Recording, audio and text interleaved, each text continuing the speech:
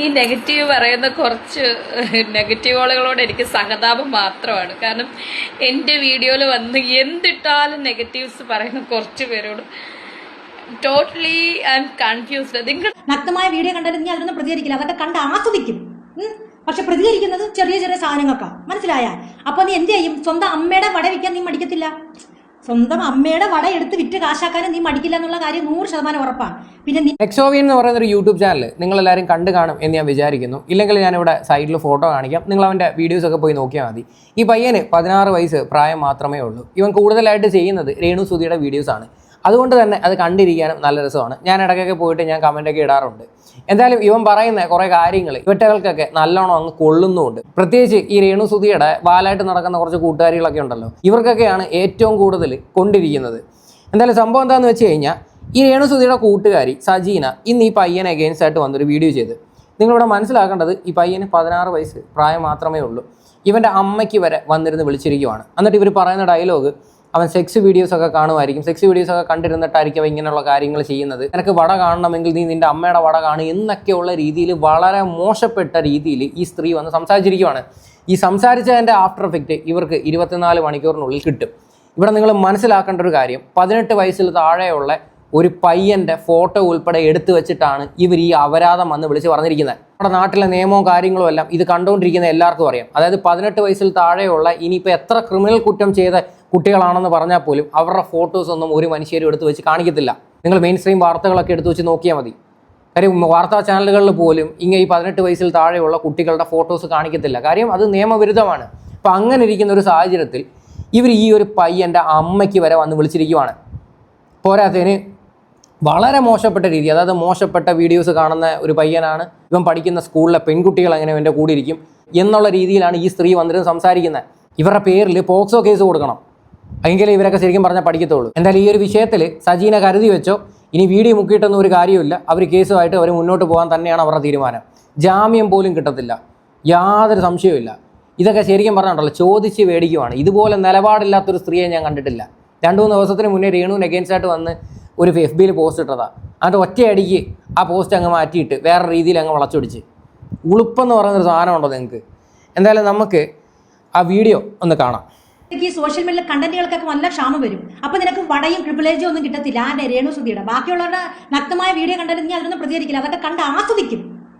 പക്ഷെ പ്രതികരിക്കുന്നത് ചെറിയ ചെറിയ സാധനങ്ങൾക്കാ, മനസ്സിലായ? അപ്പൊ നീ എന്ത് ചെയ്യും? സ്വന്തം അമ്മയുടെ വട വിൽക്കാൻ നീ മടിക്കത്തില്ല. സ്വന്തം അമ്മയുടെ വട എടുത്ത് വിറ്റ് കാശാക്കാനും നീ മടിക്കില്ല എന്നുള്ള കാര്യം 100% ഉറപ്പാണ്. കേട്ടല്ലോ പറഞ്ഞത്. ആ കൊച്ചു പയ്യൻ്റെ അമ്മയ്ക്ക് വരെ വന്ന് വിളിച്ചിരിക്കുവാണ് ഈ ഒരു സ്ത്രീ. ഇവരേക്ക് എന്തുവാ വിളിക്കേണ്ടത്? നിങ്ങൾക്ക് നാണോ മാനോ ഒക്കെ ഉണ്ടെങ്കിൽ ഉണ്ടല്ലോ, ഇത്തിരി പ്രതികരിക്കാനായിട്ട് കേപ്പബിൾ ആയിട്ടുള്ള ആൾക്കാരെ നിങ്ങൾ ഈ ഒരു വിളി. അപ്പം നമ്മളൊക്കെ അതിനുള്ള മറുപടി അങ്ങ് തരാം. ആ പയ്യൻ എന്തോ പ്രായമുണ്ട്. ഈ നിമിഷം വരെ അവൻ്റെ വീഡിയോയ്ക്കകത്ത് അവൻ നിങ്ങളെ ആൻറ്റിന്നോ ചേച്ചിന്നോ അല്ലാതെ വേറെ ഒരു രീതിയിൽ അവൻ സംഭാവന ചെയ്തിട്ടില്ല. അത് അവൻ്റെ ഒരു മാന്യതയാണ്. രേണു കാണിക്കുന്ന തോന്നിവാസങ്ങളാണ് അവൻ വിളിച്ച് പറയുന്നത്. രേണുവിന് പബ്ലിക്കിൻ്റെ മുന്നിൽ എന്തും കാണിക്കാം, രേണുവിന് എന്തും വിളിച്ച് പറയാം. എക്സാമ്പിൾ ഞാനിവിടെ സൈഡിലൊരു സ്ക്രീൻഷോട്ട് ഇവിടെ വയ്ക്കാം. രേണുവിന് വന്ന ഒരു പച്ച തെറി എടുത്ത് വെച്ചിട്ട് അതിന് അഭിപ്രായം പറയുവാണ് ആ സ്ത്രീ. അത് പബ്ലിക്കിൽ കാണിച്ചുകൊണ്ട് അവർക്ക് ലേശമെങ്കിലും ഉളുപ്പുണ്ടെങ്കിൽ അവരിത് കാണിക്കാൻ നിൽക്കത്തില്ല. അപ്പോൾ അവർക്കൊക്കെ എന്തും ചെയ്യാം. ബാക്കിയുള്ളവർ ഇത് പ്രതികരിച്ചാലാണ് പ്രശ്നം. ആ 16 വയസ്സ് പ്രായമുള്ള അവൻ്റെ അമ്മയ്ക്ക് വന്ന് വിളിച്ചിരിക്കുകയാണ് ഇവർ. ഒരു കാരണവശാലും ഈ ഒരു വിഷയത്തിൽ ഒരു കോംപ്രമൈസും ചെയ്യരുത്. ഇവർ ഇനി ഈ കോംപ്രമൈസിന് വന്നാൽ പോലും തിരിഞ്ഞു പോലും നോക്കരുത്. ഈ വീഡിയോ ആ മോൻ്റെ വീട്ടുകാരെങ്കിലും കാണുന്നുണ്ടെങ്കിൽ ഞാൻ പറയുവാണ്, ഈ സ്ത്രീക്കെതിരെ നിങ്ങൾ ഈ നിമിഷം വരെ കംപ്ലൈൻറ്റ് കൊടുത്തിട്ടില്ലെങ്കിൽ നിങ്ങൾ കംപ്ലൈൻറ്റ് കൊടുക്കണം. എങ്കിലേ ഇവളുമാരൊക്കെ ഒരു പാഠം പഠിക്കത്തുള്ളൂ. ഇവർ പറയാൻ കൊള്ളുന്ന ഡയലോഗാണോ ഇത്? ഇവർക്ക് മാന്യമായിട്ട് വന്ന് വിമർശിക്കാം. പക്ഷെ ഇവരെന്തൊരു വർത്താനം ഇവരൊന്ന് സംസാരിക്കുന്നത്?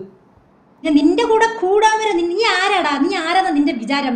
എന്റെ പൊന്നു മോനെ, നീ സ്കൂളിൽ പോകുന്നുണ്ടോ ഇല്ലെന്ന് എനിക്കറിയത്തില്ല. കാരണം ഇങ്ങനെ ഉണ്ടെങ്കിൽ തലേന്ന് തന്നെ ഇവരെ സ്കൂളിൽ വിടുന്നുണ്ടോന്ന് പോലും എനിക്കറിയില്ല. കാരണം സ്കൂളിൽ പോകുന്നവരാണെന്നാണെങ്കിൽ ടീച്ചർമാർ കാണാൻ സാധ്യതയുണ്ട്, കൂടെ പഠിക്കുന്ന പെൺകുട്ടികൾ കാണാൻ സാധ്യതയുണ്ട്, അവരുടെ അമ്മമാർ കാണാൻ സാധ്യതയുണ്ട്. ഇങ്ങനെയുള്ളവൻ്റെ അടുത്ത് ഈ രേണുവിന് ഒരു മകനുണ്ട്, അവൻ സ്കൂളിലൊക്കെ പോകുന്നതല്ലേ. അവൻ പഠിക്കുന്ന സ്കൂളിലെ ടീച്ചർമാരും കൂട്ടുകാരും ഒന്നും കാണാറില്ലേ രേണു കാണിക്കുന്ന അപരാധം? അതിനൊന്നും പറയാനില്ലേ? ഉളുപ്പെന്ന് പറയുന്നൊരു സാധനമുണ്ടോ? ഒരു ക്വാളിറ്റിയും ഇല്ലാത്ത ഒരു സ്ത്രീയെ പൊക്കി പിടിച്ചുകൊണ്ട് നടക്കുവാണ്. കഷ്ടം തോന്നുന്നു. ഞാൻ പലപ്പോഴും എൻ്റെ വീഡിയോക്കകത്ത് പറഞ്ഞിട്ടു, നിങ്ങൾക്കൊരു ടാലൻ്റ് ഒക്കെ ഉണ്ട്, നിങ്ങൾ അത്യാവശ്യം അഭിനയിക്കുകയൊക്കെ ചെയ്യും, നിങ്ങൾക്ക് വേറെ വല്ല പണി നോക്കിക്കൂടെ, എന്തിനാ ഇതിൻ്റെയൊക്കെ പുറകെ പോകുന്നത്? ഞാൻ പലവട്ടം പറഞ്ഞിട്ടുണ്ട്. ഞങ്ങൾക്കൊക്കെ ഓഫ്കോഴ്സ് ഇതൊരു കോണ്ടൻ്റാണ്, അത്രയേ ഉള്ളൂ. പക്ഷേ നിങ്ങളോടുള്ള ആ ഒരു റെസ്പെക്റ്റും ഇല്ലാതായി. കാര്യം ഒരു ക്വാളിറ്റിയും ഇല്ല എന്ന് നിങ്ങളും തെളിയിച്ചു. ഇതിവിടെ രേണുവിൻ്റെ അന്ധമായിട്ടുള്ള ആരാധകർ മനസ്സിലാക്കേണ്ട ഒരു കാര്യമാണത്.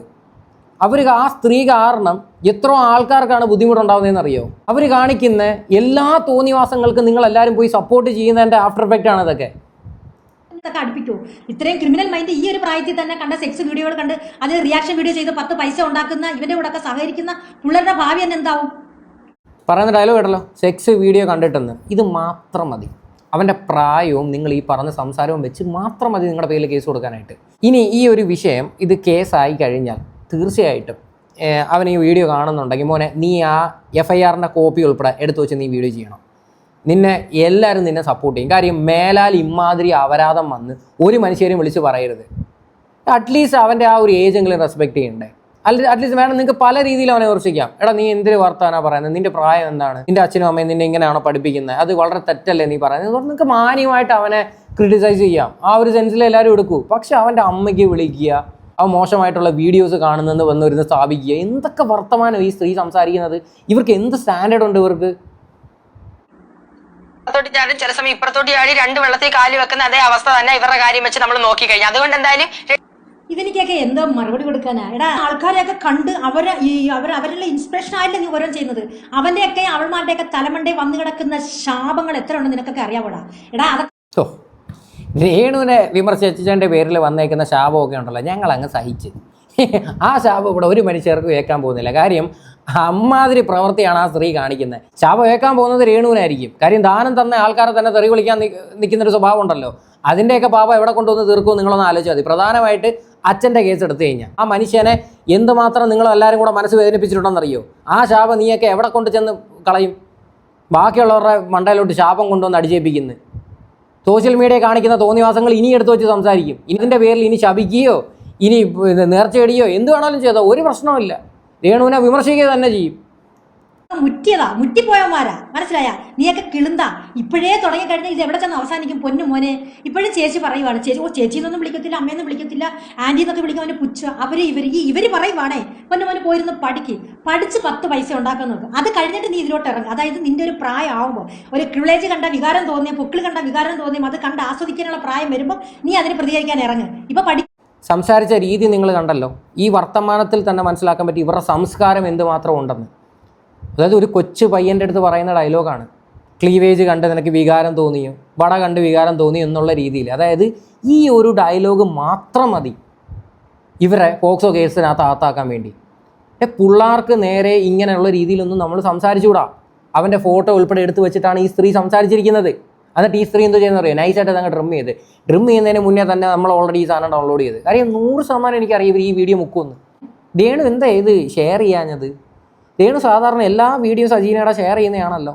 രേണുവിൻ്റെയും കൂടെ പേരിൽ ചേർത്ത് കേസ് കൊടുക്കണം. അതാ ഇവിടെ വേണ്ടത്. 2 എണ്ണത്തിനെ പോക്സോ കേസിൽ പിടിച്ച് ആത്തിരണം. ഇപ്പൊ നിന്റെ സ്കൂളിലായാലും കോളേജിൽ പോകാനുള്ള പ്രായം എന്തായാലും ആയിട്ടില്ല. കൂടി പോയാൽ +1 +2 നിന്റെ അടുത്തിരിക്കുന്ന പെൺകുട്ടികളെ നീ ഏത് രീതിയിലായിരിക്കും നീ കാണുന്നത്? സ്വന്തം തന്തയും തള്ളയും ഒരു മുറിക്കകത്ത് അടച്ചിരുന്ന് എന്റെ പൊന്നുമോനെ ഇന്ന് പൊക്കോ, പഠിച്ചില്ലേലും കുഴപ്പമില്ലടാ, വരുമാനമാണ് നമുക്ക് മുഖ്യം എന്നും പറഞ്ഞ് കൊടുത്തിട്ട് കണ്ട അപരാധ വീഡിയോകൾ ഫുള്ള് പെണ്ണുങ്ങളുടെ ക്ലിവിലേജ് ആയാലും പൊക്കിളായാലും വടയായാലും കണ്ട അപരാധ വീഡിയോസ് ഫുള്ള്. അതായത് സ്വന്തം കൂട്ടുകാർ ചെയ്യുന്ന അപരാധ വീഡിയോ ആണെന്ന് വളരെ വ്യക്തമായിട്ട് ഈ സ്ത്രീക്കറിയാം.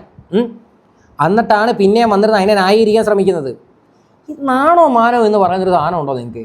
ഇനി ഈ ഒരു വിഷയത്തിൻ്റെ പേരിൽ ഇതും പൊക്കി പിടിച്ചുകൊണ്ട് നമ്മളെയൊക്കെ റിയാക്ട് ചെയ്യാനായിട്ട് സജീന പിന്നെ ഇറങ്ങിക്കഴിഞ്ഞാൽ ഇവിടെ ഒരു മനുഷ്യരും മൈൻഡ് ചെയ്യാൻ പോകുന്നില്ല. നിങ്ങളെ എടുത്ത് വെച്ച് ഫേമസ് ആക്കണമെന്ന് ഞങ്ങൾക്ക് ആർക്കും താല്പര്യമില്ല.